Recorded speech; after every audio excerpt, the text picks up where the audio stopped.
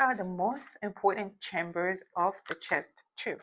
You have to know these. They're going to come in your exams. They're going to be tested on these during the Nclex exam as well. So the chest tube has 3 chambers, okay? So you have the water seal chamber, okay? You also have the suction chamber, and then you have the drainage chamber. Okay, so the suction chamber will be connected to the suction. This part here is connected to the patient, and this part here is connected to the suction. So when you get a patient that has a chest tube, the first question is to know, is it to suction or is it to water seal? So when it's connected to suction, you have to know, is it to -20, 30, or 10? So when you get report it comes per default at 20. So when you get the report, check the order. It will say that it's to -20. So it's right there. So when it is to suction, you will have this orange part here that will come out, okay? Boom, it comes out. So that means it's to suction. And when it's to water seal, it's retracted as it is like this, okay?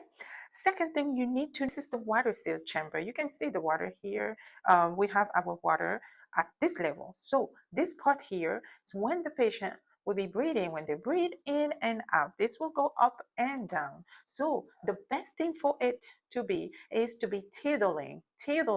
Fluid rises and falls as the patient is breathing in and out. You do not want to have continuous bubbling. If you have continuous bubbling, that means there is a leak here and it's an emergency. You have to consult with the doctor.